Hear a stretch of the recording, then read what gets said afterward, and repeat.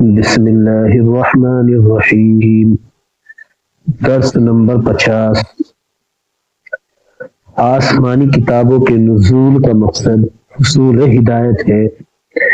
اعوذ باللہ من الشیطان الرجیم، بسم اللہ الرحمن الرحیم۔ وَإِذْ آتَيْنَا مُوسَى الْكِتَابَ وَالْفُرْقَانَ لَعَلَّكُمْ تَهْتَدُونَ۔ اس آیت کا لفظ بلفظ ترجمہ۔ وَإِذْ اور جب آتینا ہم نے دیا موسیٰ کو الکتاب کتاب تورات والفرقانہ اور فیصلے کی چیز لعلکم شاید کہ تم تہتدون راہ پر چلتے رہو۔ اس آیت کا ترجمہ یہ ہے، اور جب ہم نے موسیٰ کو کتاب یعنی تورات اور فیصلہ کرنے کی چیز دی اس توقع پر کہ تم راہ پر چلتے رہو۔ تشریح، اس آیت میں 3 باتیں بتلائی گئی ہیں۔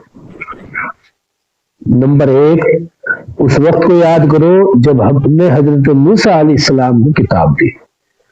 نمبر 2، حق اور باطل میں تمیز کا معیار بخشا۔ نمبر 3، تاکہ تم راہ راست پر آ جاؤ۔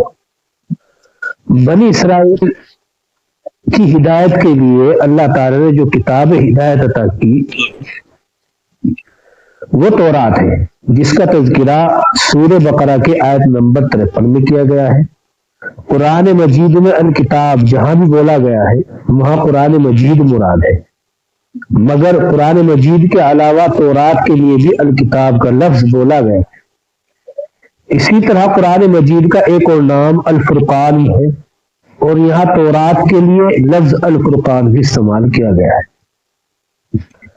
الفرقان کے معنی فرق کرنے والا، یعنی تورات وہ کتاب ہے جو حق اور باطل کے درمیان، سچ اور جھوٹ کے درمیان، نیک و بد کے درمیان، حلال و حرام کے درمیان فرق کرتی ہے، اور یہ صرف قرآن مجید کی بھی ہے۔ تورات کے دیے جانے کی بات جو اس آیت میں کہی گئی ہے، اس میں تورات کے نزول کا مقصد بھی بتایا گیا ہے۔ لعلکم تہتدون، تاکہ تم ہدایت پا جاؤ۔ اس سے معلوم ہوا کہ آسمانی کتابوں کے نزول کا مقصد حصول ہدایت ہے۔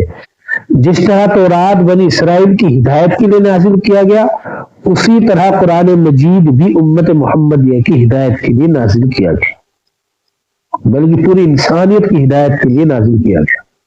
جو لوگ قرآن مجید کو صرف تعویذ گنڈوں کے لیے استعمال کرتے ہیں، صرف سجانے اور دکھانے کے لیے گھروں میں رکھتے ہیں، صرف طاقوں کی زینت بناتے ہیں، صرف جھگڑوں کے وقت قسم کھانے کے لیے استعمال کرتے ہیں، صرف حصول برکت کا ذریعہ سمجھ کر کسی مولوی سے اپنے گھروں میں یا دکانوں میں قرآن پڑھواتے ہیں، انہیں یہ جان لینا چاہیے کہ وہ قرآن مجید کے مقصد نزول سے نا واقف ہے۔ اللہ کی اس مقدس کتاب کی تلاوت اس سیٹ کو بھی کرنا ہے جو دکان یا کارخانے کا مالک بنا بیٹھا ہے۔ ہر امیر اور غریب پر قرآن مجید کی تلاوت لازمی ہے۔ ہمیں قرآن مجید کی تلاوت بھی کرنی ہے، اس کا مطلب بھی سمجھنا ہے، اس سے نصیحت بھی حاصل کرنی ہے، اس پر عمل بھی کرنا ہے، اس کو دوسروں تک پہنچانا بھی ہے۔ ہمارے ملک بھارت کی کل آبائی تقریباً 135 کروڑ ہے، اور مسلمان اس ملک میں تقریباً 25 کروڑ ہیں۔